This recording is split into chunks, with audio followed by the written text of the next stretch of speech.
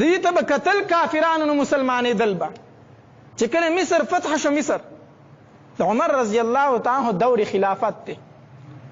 چې څنګه مصر فتح شو، عمر رضی الله تعالی عنہ صحابه ته فرمایل ویځي چې زو خپل مرګري ځان سره کړو چې د مصر تلار شو تماشا وکړو. ځکه مصر خو ډیر یو تاریخي ښار دی کنه. هغه یوسف علیه السلام او یعقوب علیه السلام دغه صحابه پکې دا پیغمبران پکې پاتې شوي دي. دا هو او فرعون غونته کې کافر ظالم دام په دغه ښار کې وکنه. موسی دا عمر رضی الله تعالی عنہ فرمایل وی راځي چې لاړ شو. صحابه ته وی مصر ته ورشو. صحابه ور سره دي خو کسان ډیرو او سورلې لګي وي.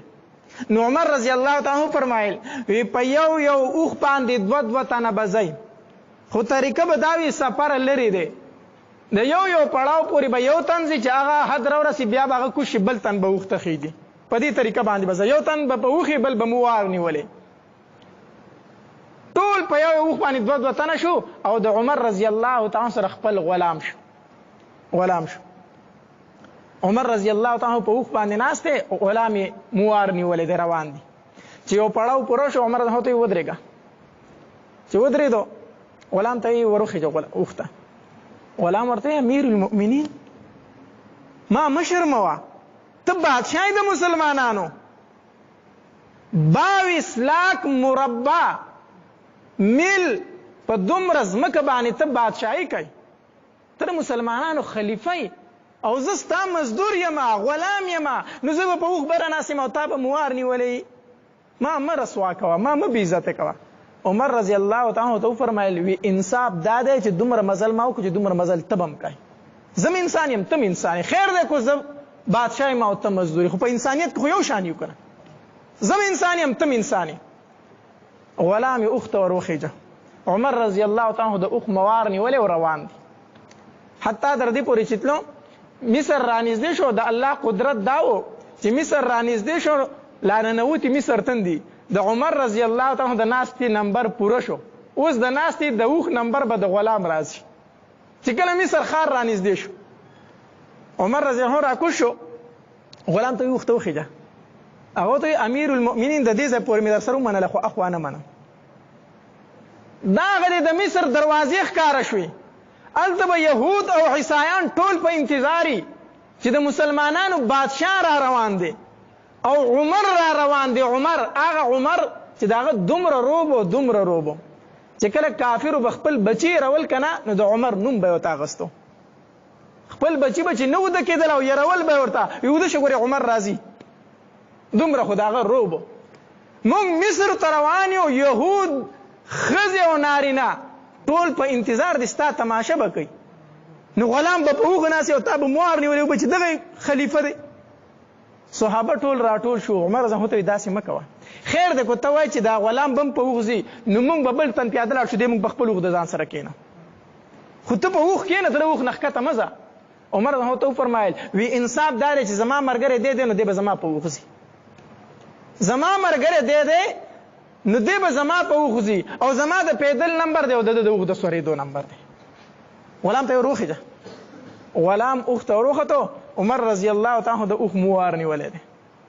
هلته یهود او عیسایان نارینه او ښځې ټول په انتظار دي چې د مسلمانانو بادشاه را روان دی. او مولان د عیسایانو او یهودیانو چې کوم دي کتابونه یې راغستي دي چې دا د نبي علیه الصلاة والسلام دویم خلیفه دی. ځکه چې د هغې په کتابونو کې څنګه د نبي علیه الصلاة والسلام صفات ذکر وو داسې د هغه د خلفاو صفات هم ذکر وو. هغوی کتابونه راغستي دي چې د نبي علیه السلام دویم خلیفه را روان دی. آیا چې په ده کې هغه علامې شته دی او که نشته دی؟ کتابونه یې راغستي ټول په انتظار دي. عمر رضی الله تعالی عنہ د قافلې سره روان دی، خپل غلام یې په اوښ کېنولی دی او د اوښ موار یې نیولی دی او د مصر په ښار ورننوتل. چې د مصر په ښار ورننوتل علما خپل خلکو ته وایي، د یهودو چې کوم علما دي، د عیسایانو چې کوم علما خپلو خلکو ته یې وي دا دروغ دي، دغه پیغمبر هم دروغ و. ځکه چې د هغې پیغمبر د دویم خلیفه چې مونږ کوم صفات بیان کړي هغه په ده کې نشته دی، دا کوم چې په اوښ ناست دی. اوس په اوښ غلام ناست و. هغه صفات په ده کې نشته دی کوم چې په دې اوښ ناست دی د هغه د دویم خلیفه چې کوم صفات دي. د مسلمانانو یې تپوس کوي تاسو دروغجن یئ، ستاسو خلیفه کم یو دی؟ مسلمانانو ورته وویل زمونږ خلیفه هغه دی چې کم یو په دې اوښ دا موار نیولی دی او په دې اوښ چې ناست دی دا د ده غلام دی، دا د ده غلام دی. هغوی چې دا خبره واورېده او عمر رضی الله تعالی عنه ته یې وکتل او هغه صفات ټول په هغوی کې موجود وو. نیم په نیمه یهود او عیسایان په دغې موقع مسلمانان شو، صرف د عمر رضی الله تعالی عنه د انصاف او د اخلاقو د وجې. موږ مسلمانانو له دا کاتل پکار دي، د نبی صلی الله علیه وسلم اخلاق مطالعه کول پکار دي. مونږ مسلمان کو هغه اخلاق شروع کړو کوم چې د صحابه او د نبی علیه الصلاۃ والسلام وو.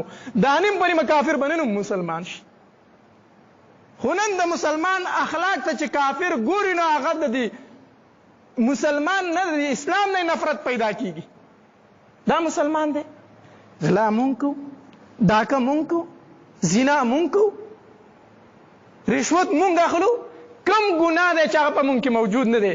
په کومه خبره باندې به کافر زه مطمئن کوم چې زما دین حق دی؟